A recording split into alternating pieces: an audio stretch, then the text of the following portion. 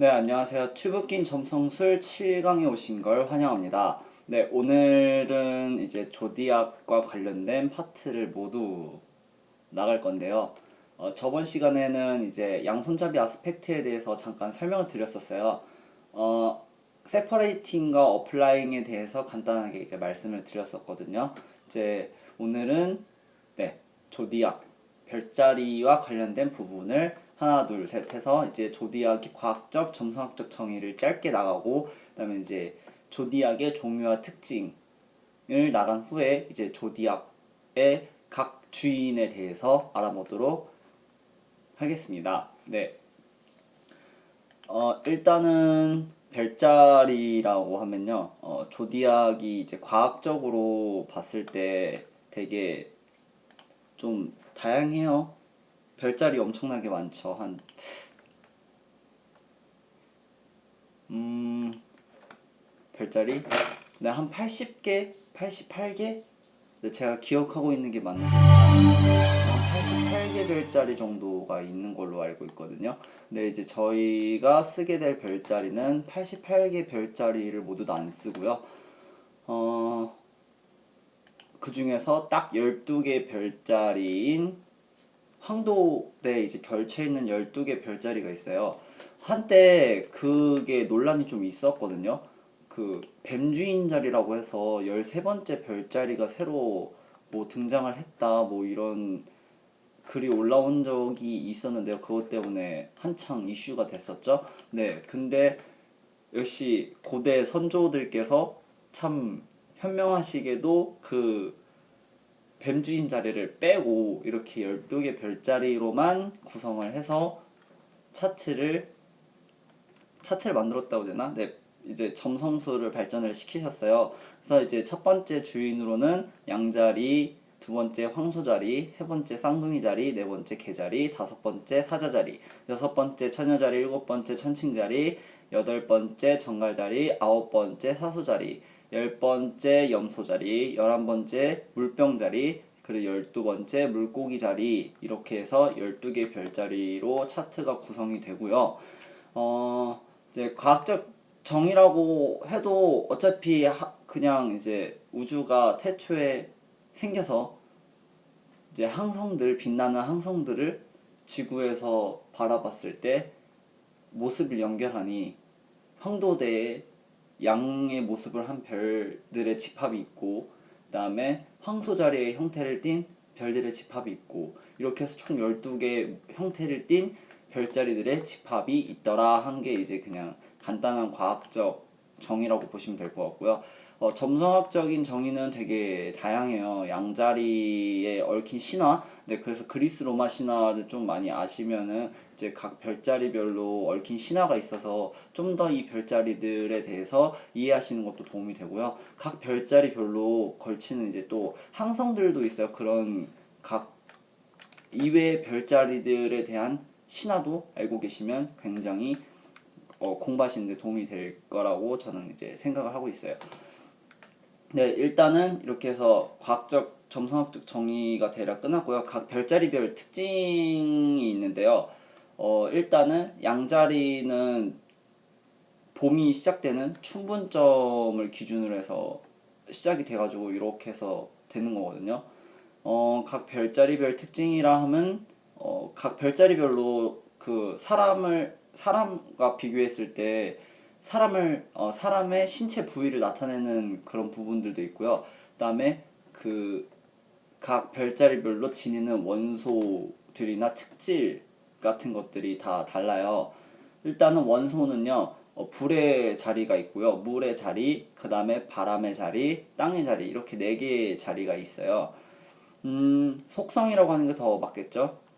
왜 좀 판타지스러운 느낌이 들긴 하지만 그 4대 원소 기본적인 4대 원소를 가지고 이제 별자리들을 구분을 지었다라고 할 수 있겠죠. 네. 불의 별자리는요. 양자리랑 사자자리, 그 다음에 사수자리 이렇게 세 개의 별자리들이 불의 별자리들입니다.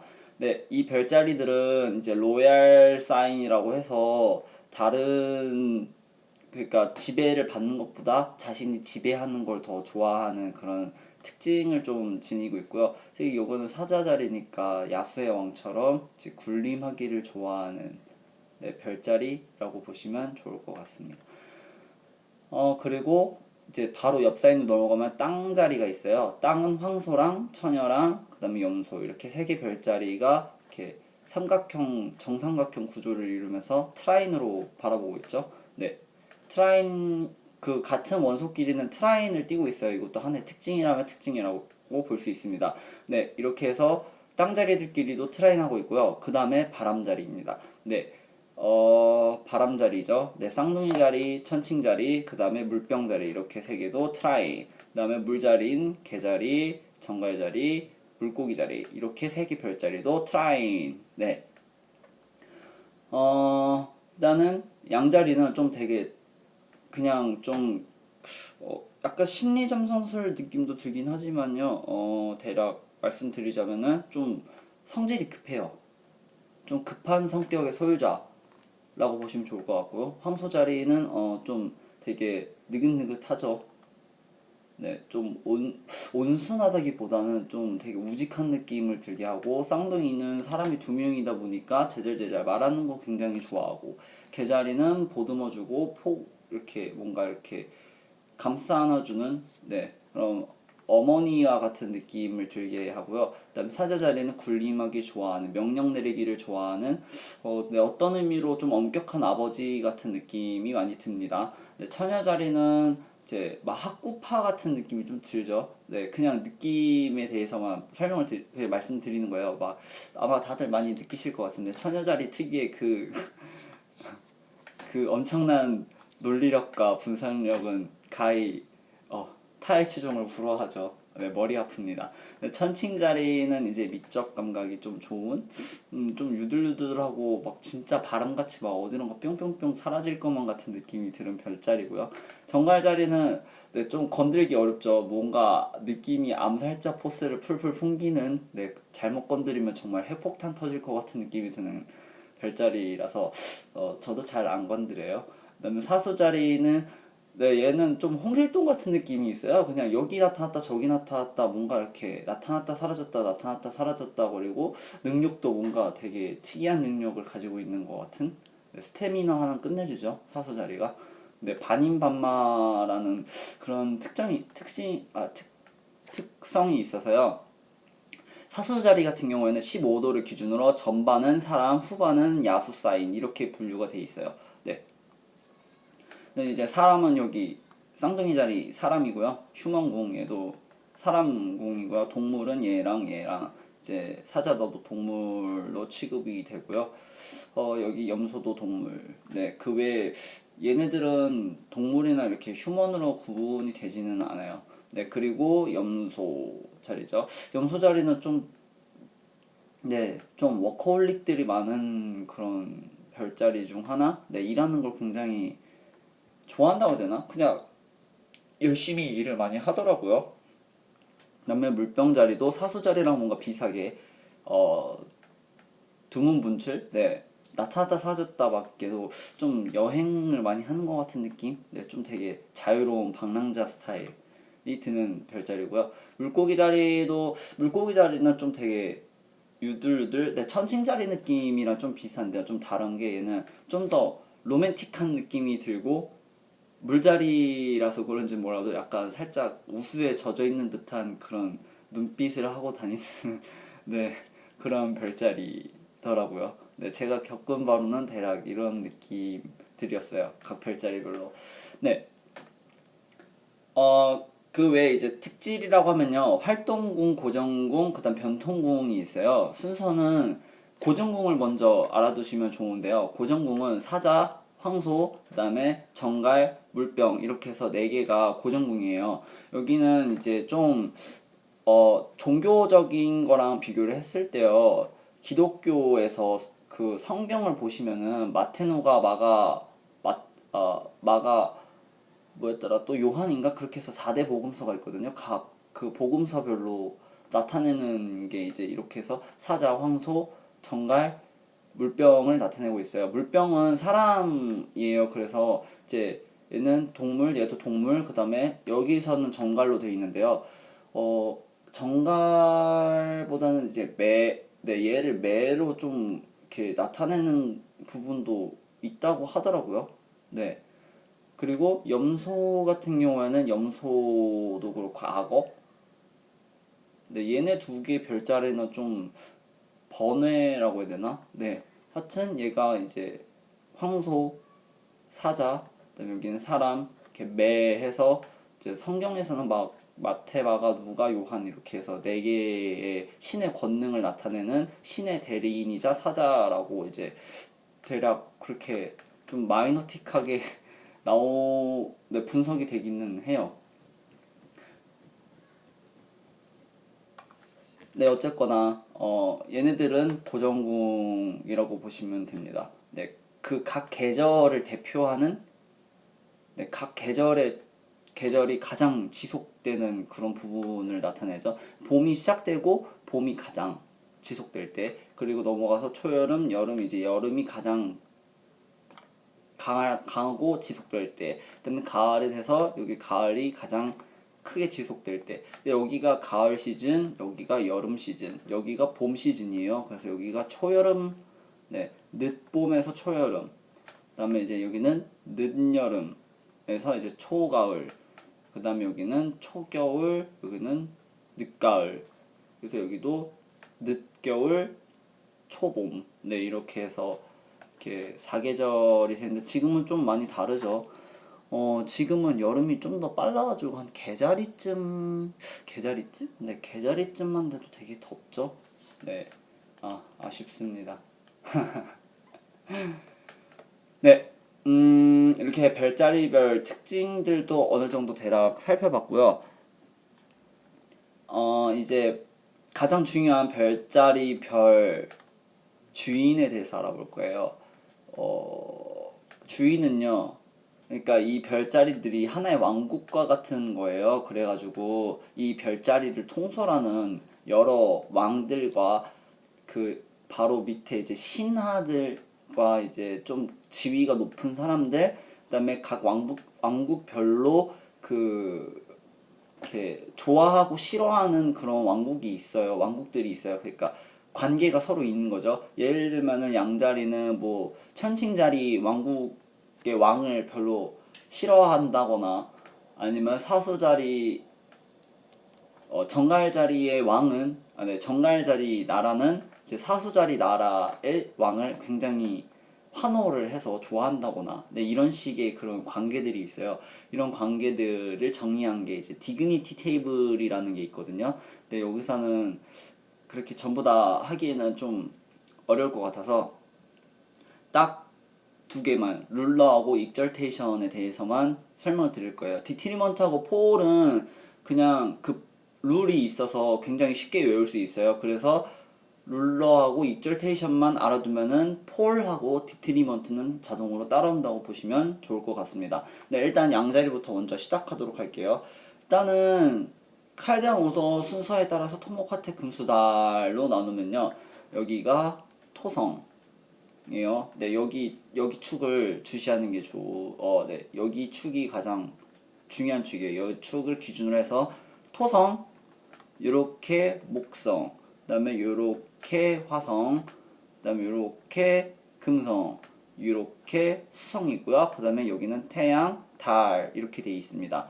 네, 그냥 이렇게 아이고 이렇게 하려니까 좀 그렇죠.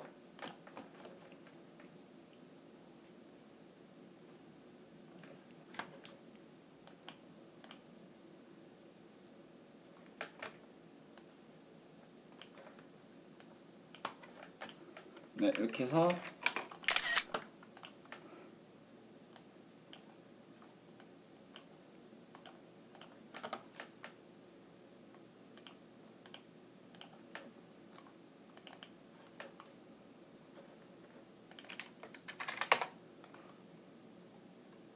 네, 제가 그려드릴게요.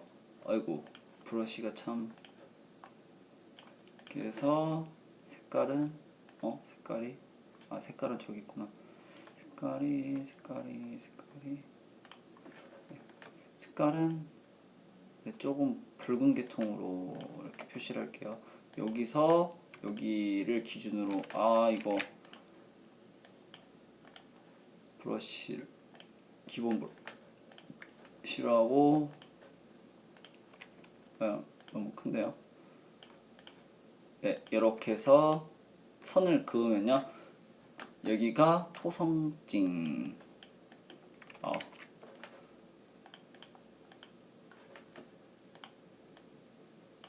네, 여기 토성, 여기도 토성이 다스리는 영역이고요.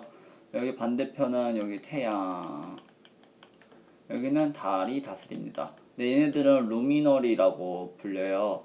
가장 중요한 행성들이라고 보시면 좋을 것 같고요. 그 다음에 여기는 다음으로 목성, 얘도 목성, 그 다음에 화성, 그 다음에 금성, 얘도 금성, 얘는 수성, 얘도 수성. 네, 이렇게 해서 이 축을 기준으로 대칭, 네, 이렇게 해서 대칭입니다. 네, 수직으로 대칭되는 별자리들끼리 이렇게 룰러가 같습니다. 네, 얘네는 이제 태양과 달을 각각 하나씩 분배를 해줬죠. 네, 그래서 태양과 달, 루미너리는 각각 한 사이만 다스리고요. 나머지 행성들이 각각 두 별자리씩을 다스림으로써 총 12자리 별자리에 대한 룰러가 정해지는 거죠. 네, 얘네들이 룰러예요. 룰러라고도 하고요. 도머사일이라고도 하거든요. 네, 용어는 다르니 주의를 하셔서 외워주시는 게 좋을 것 같습니다. 네, 그리고 익절테이션이라는 게 있어요. 그 전에 이제 좀 룰을 좀 설명을 드려야겠죠? 이렇게 해서 이게 정해졌잖아요. 룰러가 정해졌어요. 도머사일이 정해졌죠? 그러면요, 디트리먼트는 어떻게 정해지냐면요, 각 별자리가 마주보고 있는 별자리에서 디트리먼트예요. 예를 들면요, 화성이 있어요. 화성은 이렇게 해서 금성이 다스리는 이 별자리에서 디트리먼트예요. that 디트리먼트 하고요. 화성도 반대편 별자리인 요 황소 자리에서 디트리먼트예요. 네, 쉽죠? 네. 그럼 마찬가지로 금성도 반대편 별자리 화성에서 여기 정갈 자리에서 디트리먼트 하고요. 여기서 네, 금성은 화성 여기서 또 디트리먼트예요. 네. 이런 관계를 가지고 있어요. 그러면은 당연히 쌍둥이 자리를 다스리고 있는 수성은 목성의 별자리인 여기서 디트리먼트 하고, 네, 이 목성도 수성이 다스리는 별자리에서 디트리먼트를 하겠죠. 네, 이런 관계를 가지고 있습니다. 네. 그리고 이제 익절테이션이라는 게 있어요. 익절테이션. 아이고, 레이어를 이렇게 만들어 버렸네. 네, 익절테이션이라는 게 있는데요. 익절테이션은 좀 되게 다양하다고 해야 되나? 좀 되게 드문 돼 있어요. 그래서 좀 꼭 외워주셔야 될 부분이거든요. 일단은 태양 양자리에서 익절테이션이 있어요. 태양이에요. 그리고 금성에서 익절테이션이 있어요. 얘는 달이에요.